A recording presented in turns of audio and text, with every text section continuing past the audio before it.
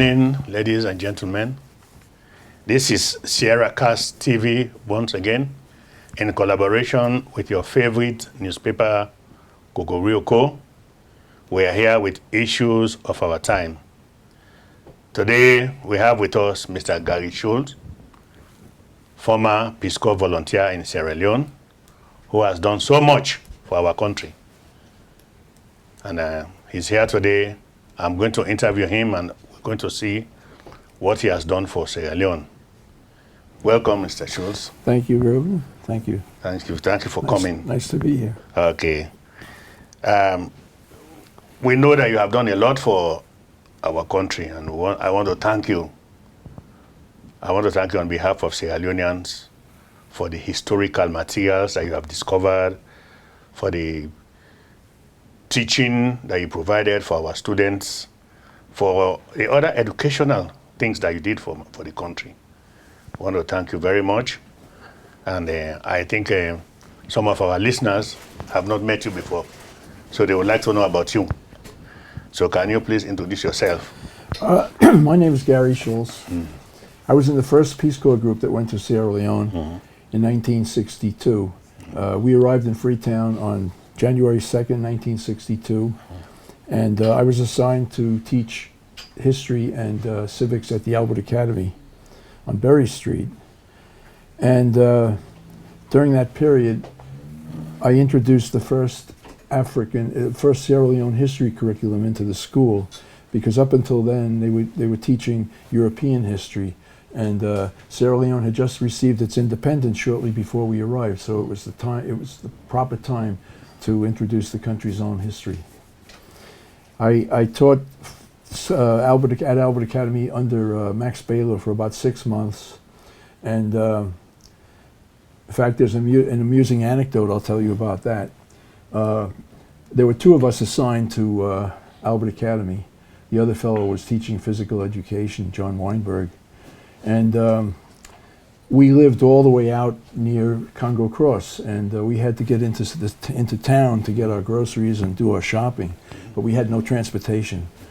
So at that time, the acting principal was an American missionary, and Reverend Shirley, and we used to go into his office in the morning. We'd say, Reverend Shirley, we have to go to Freetown, we have to go to PZ, we have to do some shopping, and we need transportation. And Max Baylor, who was then the assistant principal, was sitting at a small table in the back, and Reverend Shirley would take the keys to the van, and he'd shake them and say, Mr. Baylor, the keys. And then Max Baylor would take us to town. And this was very embarrassing for us and also for Max Baylor. And it went on for some time, and then one morning, and at the same time, Reverend Shirley had an American flag on his desk, and he was, he had all American stuff around his desk. And so anyway, one morning we walk in, we needed transportation, and Max Baylor's now sitting behind the desk, the big desk, and there's a Sierra Leone flag on the desk. And we look over, and Reverend Shirley's sitting at a small table in the back, and Max Baylor says to us, boys, he says, I was going to summon you this morning because I wanted to tell you there's been a change in the management of the school. He said, I am now the principal, and Reverend Shirley is the assistant principal. So what can I do for you? So we said, well, we need transportation. So he took the keys to the van, he shook the keys, and he said, Reverend Shirley, the keys. And Reverend Shirley took us to town, and from then on it was that way. And that was when we first realized that Africanization had taken place in Sierra Leone. So sometime after that, during the summer months, we had 2 months to travel, 1 month to travel, and 1 month we had to come up with a constructive project. And I used to go at lunchtime, I used to walk down Berry Street to the museum, and I used to talk to Dr. Eastman there, the old Dr. MCF Eastman. So I volunteered to work that summer at the museum. Well, at the end of the summer, Dr. Eastman said, look, the Sierra Leonean, who is the curator here, he's going out to Germany on a museology scholarship, and could you work here full time? So I said, well, I don't think the Peace Corps is going to agree to that. I said, the contract was for us to come here and teach. He said, well, let me work on that. He said, Dr. Krifa Smart is on our museum committee. And he says, you know, we have a lot of important people involved with the museum. So the next thing, Dr. Creefer Smart, who was then the foreign minister, wrote a letter to the Peace Corps director and said, transfer him. Oh, So I was good. transferred to the museum. To the museum. That's very good. And for the next year and a half, I worked at the museum. And during that time, I got very interested in Sierra Leone's history. And I continued teaching two days a week. I would walk up to Albert Academy, I'd teach history, and then the rest of the time I was at the museum. And one of the people that we taught about in the history classes was Bai Bureh. Okay. So I thought, well, the only existing image of Bai Bureh is that old pencil drawing that was made by an English officer back in 1898, and where he's sitting sideways on a box, and he looks very dejected and defeated. I thought, wouldn't it be nice if we had a three-dimensional statue of Bai Bureh? Yes. So there was a man in Freetown at the time named Marsh, and he used to make figurines for funerals, for cemeteries. So I went to him, and I said, look, I showed him the picture of the drawing of Bai Bureh, and I said, look, here's the drawing of the man I want you to make a statue of. I want the statue to be full size. I want it to have flesh-colored, features and everything. Okay. And so he said to me, well, what does he look like from the front? So I said, well, we don't know. We've never seen him from the front. We've only seen that profile. So about 2 weeks later, a messenger came and he said, the statue's ready. So together with two fellows from the museum, we went to his workshop, which was down in the gully. So what you are saying, sorry for interrupting you, Yeah. so you were instrumental in having that statue for Bai Bureh. We had the statue made. And, That's good. And so when I got the statue back to the museum, Yeah. I had to dress him. Okay. So I put an old warrior's robe on, a ranko, and we only had two warriors' hats. Warrior hats, I okay. chose the wrong hat. Okay. I chose a Karanko buffalo hunter's hat. And strangely enough, that hat then became Bai Bureh's hat. Bai Bureh's hat, okay. So even today, if you go to the Peace Monument in Backer State House, you'll see a big frisee of Bai Bureh wearing that hat. That hat, okay. And all the pictures in history books now show the statue with the hat. So that's how the museum assignment went. Okay. So, and then you fell in love with Sierra Leone. Fell in love with Sierra Leone. Yes. How did that love come about? Well, people in Sierra Leone are extremely friendly, as you know, Yeah. and they always welcome you with open arms. And so I just, made a lot of friends in Sierra Leone. Okay. A lot of my former students. In fact, when I go back now, I still see some of them. Some of them. And it's a love affair. And I even learned that you met the first Prime Minister of Sierra Leone, Sir Milton Margai. Dr. Milton Yes. Margai. Well, that was some funny story because while I was teaching at Albert Academy, at the end of the day, we used to go to Lumley Beach. Okay. And there was a time, this is mid-1962. Okay. No one had seen Dr. Margai for a few weeks, and there were okay. rumors that he was ill and everything. Okay. So we went to Lumley Beach one evening, and as the sun was coming down, these two vehicles pulled in behind the palm trees. And in those days, they had big palm trees, so you couldn't see the vehicles. Yeah. So a group of people came out. There were two men. There was a tall man with a walking stick, looking very, very important, and a very old, elderly man who was dressed in kind of shorts and and then there was a lady and two ladies and one small boy.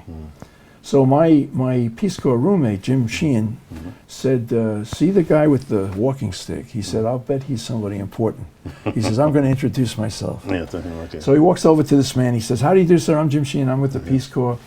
And the man says, oh, I'm Al-Haji somebody. I'm visiting from Nigeria. Okay. So then Jim felt obligated to go down the line. Okay. So he said to the woman, how do you do? I'm Jim Sheehan. How do you do? He said to the other woman. He gets to the old man at the end and he says, how do you do? I'm Jim Sheehan. The old man says, how do you do? I'm the Prime Minister. Wow. And Jim looked at him like... Wow, that must be an experience. He looked at him like he was kidding. Wow. So the Prime Minister chuckled and he said, I'm a humble man. He said, we're modest people here. Yeah, that's good. So then they walked down the beach together, the whole group. And when they came back, they went back towards the cars. So we wanted to see the cars. So we went peeking up, and there was a big Rolls Royce flying the Sierra Leone flag with PM1 on the license plate, and an old beat-up Chevrolet. Everybody piled into the Chevrolet. Sir Milton got behind the wheel. The Chevrolet drove off with the Prime Minister driving, followed by the empty Rolls Royce with a uniformed driver with white gloves. That's the first time we met him. Second time, Dr. Eastman said to me one day, he said, we're going to go up to the lodge tomorrow morning. Prime Minister wants to give us some country course for the museum. So when we got up there, and of course, Dr. Eastman had been the senior medical officer back in the days when Sir Milton was a junior medical officer, so, and he treated him accordingly. So knocked on the door, Prime Minister opened the door, no security, no policeman, nothing.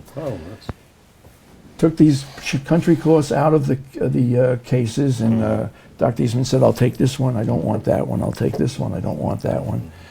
And the Prime Minister just stood there and smiled, and that was the second time. Very humble, very humble man. We used to see him driving around Freetown in the back of that Rolls Royce, all by himself, huddled in the corner because he was embarrassed to be seen in the vehicle. So, I think I saw some in the old Daily Mail newspapers. Yes, yes. When he went to the stadium during the Independence Anniversary celebrations. He is very shy. He was a very shy man. Okay. He came to the museum one day when I was there, and I was introduced to him. They said, this is Gary Schulze, he's with the Peace Corps. And he just sort of looked at me and went like that. I thought, I guess he doesn't remember us from the beach. Yeah, from the beach, yeah. So. Okay, and I understand that you met some other personalities, but one of the most important ones was the Calypso Singer, Calendar. Oh, Calendar. Yes. Well, when I left the Peace Corps, John Carr was another person that was on the museum committee. Okay. So they had a party, a farewell party at John Carr's house, and in advance of that, Dr. Eastman arranged for Calendar to record a goodbye song for me, which they played at the party. So that's how I got to meet Calendar. And he did a recording for you? He did a recording for me. I can play just a little bit of it so that... yeah, so that our viewers will have a look at it. Give a little bit of life to the interview. Okay, here it is. That's good. Let me just get past the part where he talks. Okay. Wow, that's Calendar. That's the man himself.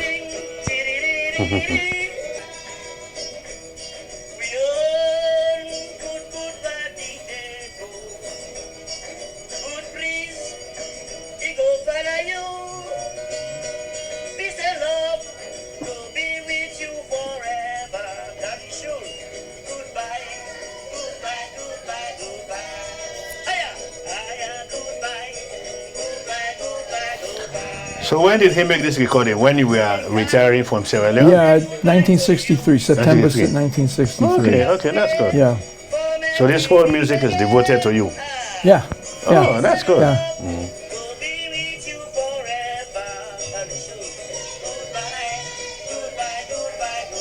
Wow.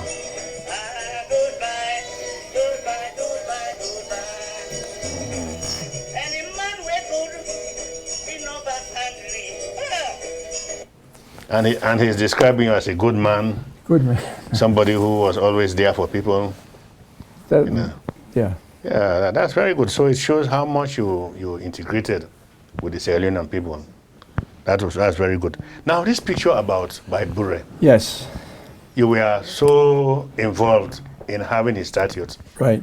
So, and now you discovered the original photo of Bai Bureh. Right. How did that happen? Okay.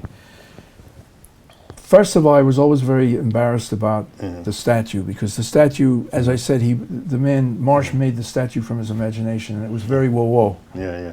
Whoa, yes. Whoa. And I thought somewhere in the world there has to be a photograph of Bai Bureh. Yeah. And they were using the picture, the Bai Bureh photo of the statue on the currency. They put it on the 1,000 note, Leone note. So in 2013, someone told me that there was a photograph of Bai Bureh on the internet, on eBay for sale. So I found the picture, and I bid on the picture. The picture went for a lot of money. I almost lost it because I thought I had a high bid in, and I fell asleep, and I woke up and I had lost it. So I had to contact the seller and ask the seller to contact the buyer, and I doubled what the buyer paid for it. I doubled it, and I got the picture. Okay. What had happened apparently was that when Bai Bureh was under house arrest in Ascension Town, Okay. there was a ban on taking photographs of him. And at that time, there were a lot of Creole photographers in Freetown. You had the Liscarou brothers, you had W.T.S. Johnson, you had studios, lots of studios. So I always said to myself, well, how is it possible that he could have been in Ascension Town for a period of time and no one took his picture? Picture, yeah. Because the British wouldn't allow anyone to get near him. Okay. But what happened was there was one British officer who had a camera and decided he was going to try to take Bai Bureh's picture. Now, Bai Bureh was living next door to another famous person, Prempeh I, the Asantehene of Ghana. the Gold Ghana. Coast. Or they didn't call it Gold Coast, yes.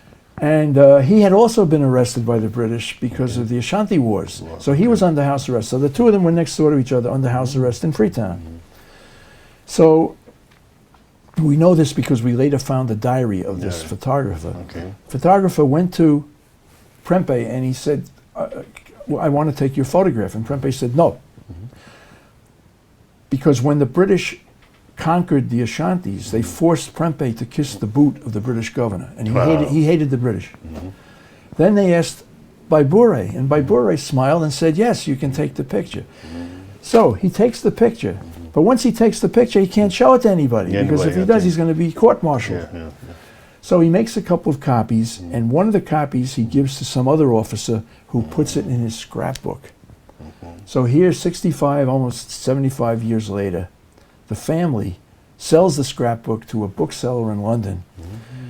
The bookseller goes through the scrapbook. There are lots of pictures in the scrapbook, but none of them have anything to do with Sierra Leone. They talk about Nigeria and whatever.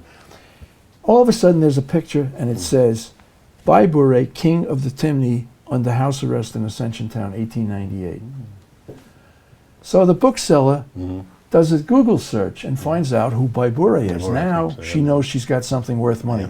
Takes the page out, puts the page up on eBay. So I bought the page. And then once I bought the page, I took copies of it to Freetown. We gave one to the President Karoma, gave one to Ford Bay College, one to Albert Academy. And so it's only now that people are beginning to understand that that's what he really looked like. Okay. As opposed to that old British drawing, which was because the British drawing, the original drawing, was British propaganda. Okay. That drawing appeared in 1898, 1899 in the London Gazette, with a big story about how the British had wiped out the hut tax war. Propaganda. And they had propaganda, and they had that drawing there, so it looked like Bai Bureh was totally wiped out. Wow. So the real Bai Bureh stands sitting there smiling. He's very much in control, and it's a totally new image of him. Yeah, looking much relaxed, looking confident. And powerful. Powerful. Powerful. And sending out a message that he was really what the history books said about him. Exactly. Yeah. And there are two mysteries about the picture which haven't been solved. There are three men in the background, African men, with white jackets. We don't know who they are. Whether they were servants or what, and then there are two women in the picture who we think may have been his wives, but we're not sure. Okay, and as you know, viewers, that picture has historical significance to our country, and it's going to be very helpful to history students and other scholars who would want to make more research about Bai Bureh. So thank you very much. And thank you also. I heard that you gave a copy to President Ernest Bai Koroma. Yes, there's one hangs in his office now. Oh, that's very good. Okay, now let's talk about these newspapers. Okay. You also donated these old Sierra Leone newspapers. Right. 1966 Daily Mail. You know that the Daily Mail was an iconic newspaper in Sierra Leone. Right. It provided the kind of journalism that we don't see anymore. Objective, thorough, in-depth, investigative, and full of community news. Right. Whereas when you take some of these newspapers today, you see lots of advertisements, you see a lot of political news, fake news. But when you look at some of the stories from the Daily Mail, you'll find out that the Daily Mail was not only covering national issues, but they were also covering community issues. Like here it says, mother charged with abandoning her child, youth charged with larceny. You don't see some of these stories anymore in our newspapers. And there was one on how the tourists came to Freetown to celebrate Christmas, and then they received a Calypso welcome at the wharf. So this is very good. So this is also very valuable because we're going to donate this to the University of Sierra Leone. Good. How did you come about this? Well, I have to give full credit for these papers to a fellow named Larry Christ. Yeah, Larry Christ was a Peace Corps volunteer in the 70s. Okay.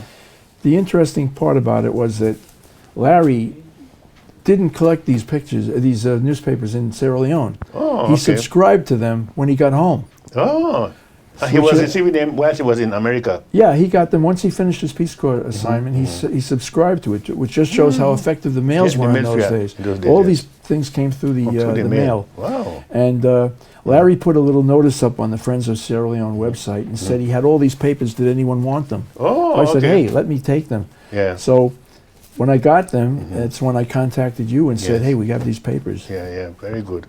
They're going to be very useful because they cover a historical point of Sierra Leone that every Sierra Leonean will be interested in, 1966 to 1967. Right. When you study the history of Sierra Leone, you will notice that most of what is happening today, the stage was set during 1966 and 1967. That's right. When we had that historic election, when for the first time in Africa, an opposition party defeated the ruling party. Even though there was not a smooth transition, the military intervened after the elections, whilst the results were being delayed by the ruling government. You know, so you find out that these papers are going to be very useful to students who would want to know what really happened between 1966 and 1967 that is still affecting us today. Yep. Because it was then that most of the things that we see today in our politics, they started during this period. Thuggery, fiddling with the election results, intervention by the army, you know, all kinds of what we Sierra Leoneans call yuki with change, with elections. So they are going to be very useful. So I want to thank you. But I want to know also, how did he preserve them? Because when I look at these papers, you see, they still look crisp, and they don't have that damp scent that old newspapers usually have. Well, because they were never in Africa, right? They were sent directly over to the States. So as soon as they came off the press, they went into the mails and they came to the States. If they had been in Sierra Leone going through the rainy season, you're right, they would be in terrible shape. Yeah, they were in terrible shape. It's very good shape, yeah. It's just unfortunate that they ended just before the coup, because it would have been interesting to see how they followed the coup and everything. How they covered the coup. And then what impressed me was the pictures. Some of the pictures look very clear. You know, even especially the obituary announcements. I'm sure that some families will be interested in seeing their loved ones who have died. See, like this, you see? This is the obituary page with very clear pictures. You know, and when you read these papers, you notice that there was a golden era in Sierra Leone journalism, and the Daily Mail was at the head of it. You know, so thank you very much. You know, what else is interesting, Reverend? Here's one that's the editorials on boosting tourism, which is a current topic right now, and how to increase tourism in Sierra Leone. Yeah. And you see, that one thing that impressed me also about the Daily Mail, you know, the editorial dealt with a wide range of events, not just politics, wide range of events, talking about trash collection in the capital, talking about developing youth, talking about boosting tourism, all kinds of things. And the sports page. Oh yeah, the Sports page was very interesting. Today we have less sports writing in Sierra Leone. We don't have the kinds of sports reporters we had in those days who covered our game. Maybe that's why people have more interest in the English Premier League now, because the publicity that's being given to our soccer games, you know, the publicity is not good, you know. So because of that, people are not excited to go and watch them. But you'll see that the publicity for the English Premier League, you know, is so good, it's so thorough that, you know, people get excited. They want to see these teams: Manchester United, Manchester City, Arsenal, Chelsea. You see, so this is monumental. There's also yes, the other thing which is interesting is that they covered international events. As very you good, just said. Now here's one that says very good.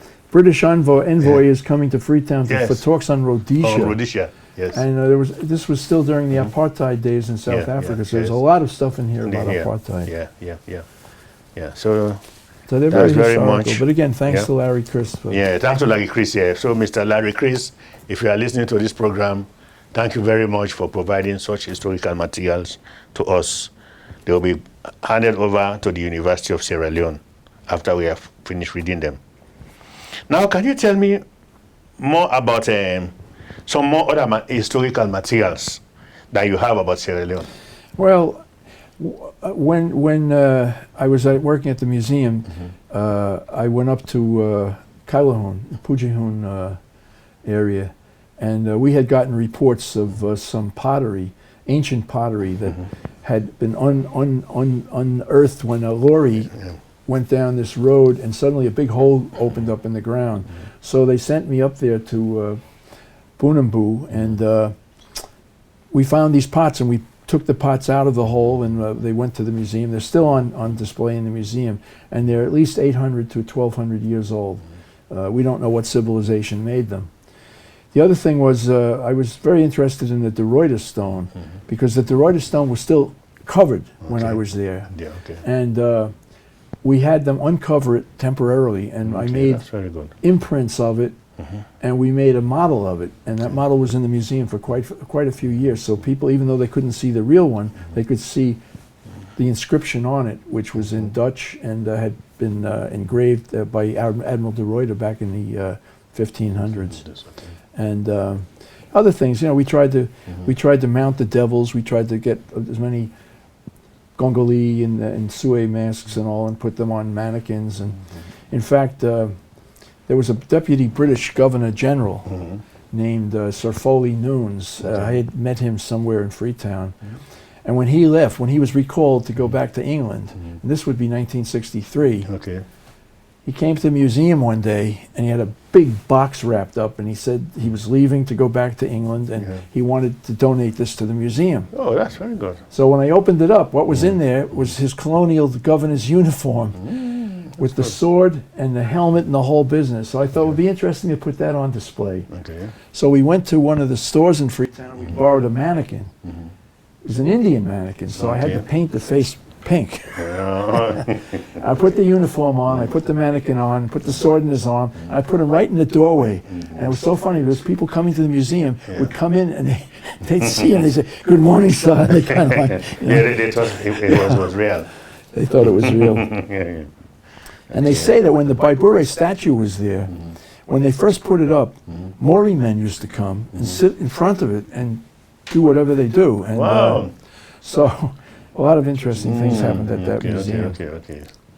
So they wanted to, they were worshiping him more or less. Yeah, so he was their hero. Yeah, exactly. Okay. Then have you written a book on Sierra Leone? Because that would be very interesting with all the experience that you've had. No, I recorded the music of the Mendi, which was originally recorded and published by Folkways Records. And 1965, I guess, when I came back from the Peace Corps, a professor of museology up at Columbia said, "You know, you really ought to have that. You ought to really have. You tape recorded all that music in the villages in the Bumpé district. You ought to have that put on an album." So I called the fellow that ran Folkways at the time, and he said to me, okay, we'll put it all on a record. You have a choice. You can either get royalties for it or a flat fee of $125. So I was broke, ex-Peace Corps. I took the 125, and even today, the Smithsonian's still selling that album. Oh, that's very good. 50 years later. So for those who would like to have these records, how can they access them? Music of the Mendi, just go to Smithsonian Institution, Okay. and you'll find it. You'll find it, yeah.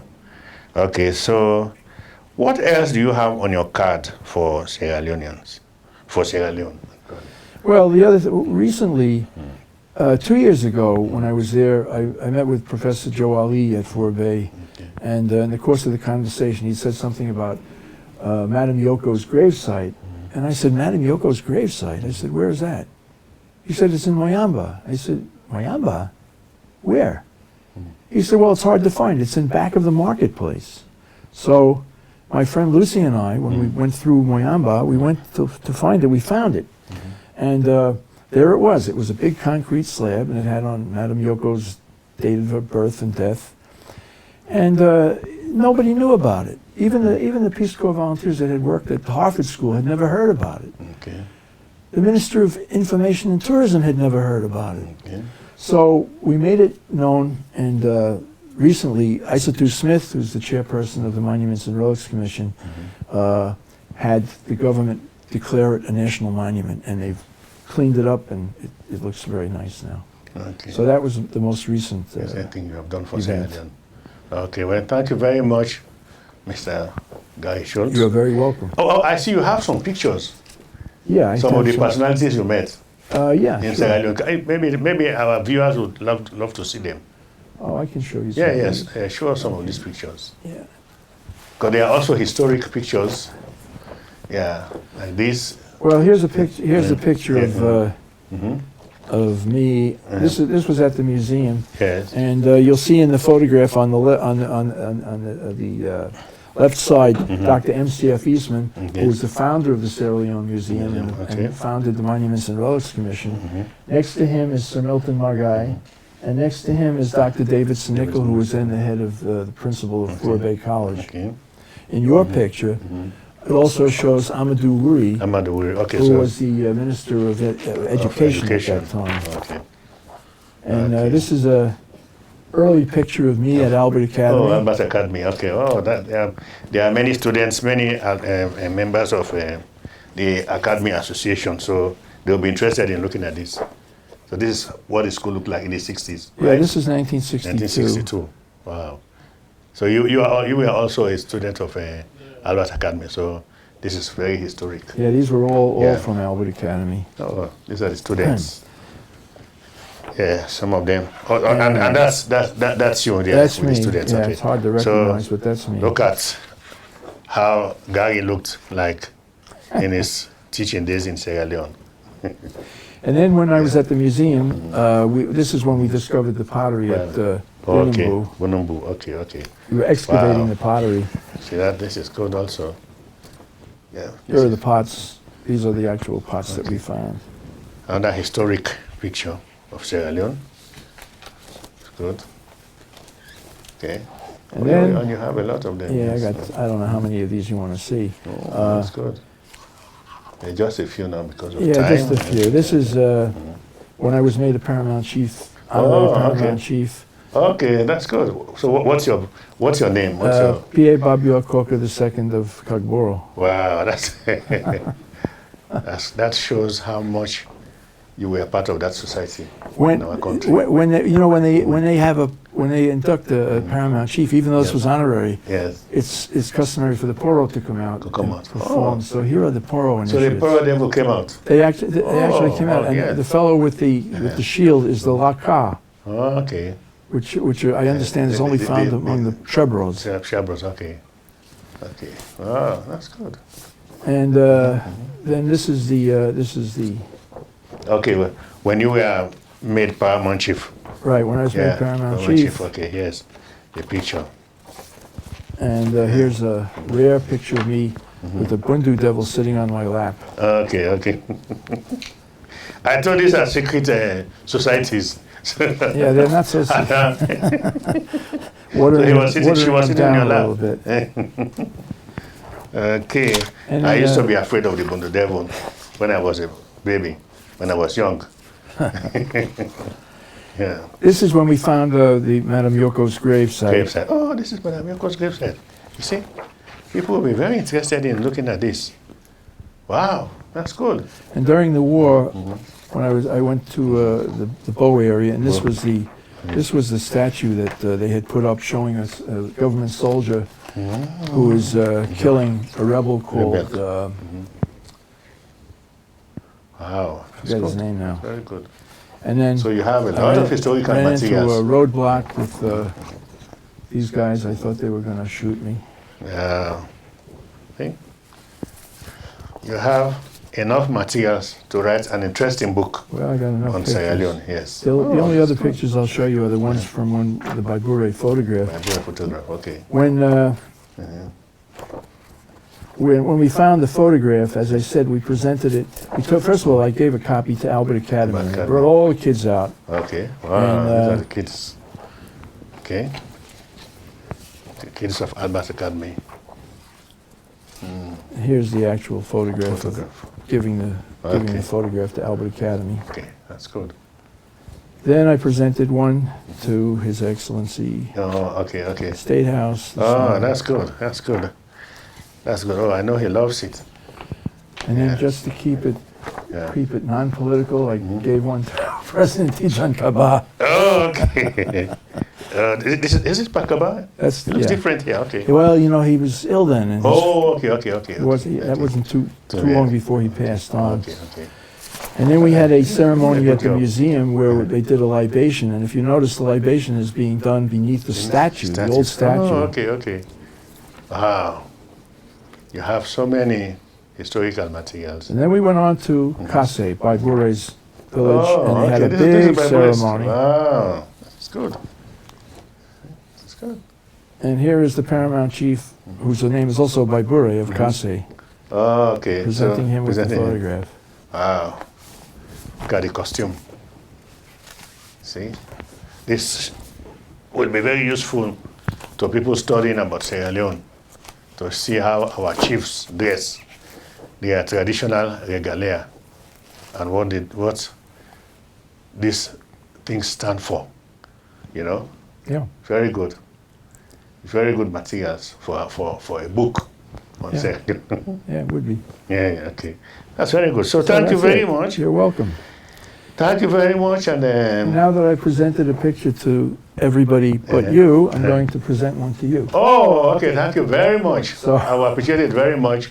My kids would love to see this picture. Oh. Okay, so this is fine. this. Thanks for I inviting don't me have to to New say Jersey. thank. Yeah, very good. It's been a pleasure. Oh, very good. This is very good. I appreciate it very much. Okay. And my visitors would love to see it. My kids, my wife, they would like to see, members of my family, to see this picture of Bai Bureh. Because some of my brothers studied history. Thank you very much.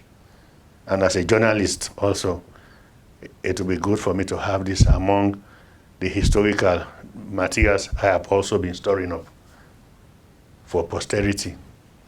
That's good. So once again, Gary, thank you very much. Thank you. And happy birthday. Thank you very much. Yeah, it was good having you in New Jersey I don't come So- to New Jersey very very often. often, but you came on your Foreign country. you came on your birthday, so that's symbolic to us, and we thank you for that. And for our listeners, for our viewers, we want to thank you for watching this program. It was a discussion between me and Mr. Gary Schulze. Present with us here in the studios, we have Mr. Hamjat Jolomi Ba, and then we also have Mr. Fodi Mansouri, community organizer. So, would you like to say hi to our viewers, Mr. Mansouri? Okay. And I want to say thank you to you, Gary. Thank you. Thank you very much Thank you. for all the work that you've been doing for Sierra Leone. Appreciate it. Thank you, Reverend. Okay. Thank you for exposing Hamjat. the beautiful job that we have here. Thank you very much. Okay. Do you want to do this? You have been Yeah. watching SierraCast TV in collaboration with Kokoriko. This has been Issues of Our Time with SierraCast TV, Kokoriko. We'll be back with more programs on Issues of Our Time. Goodbye. God bless you.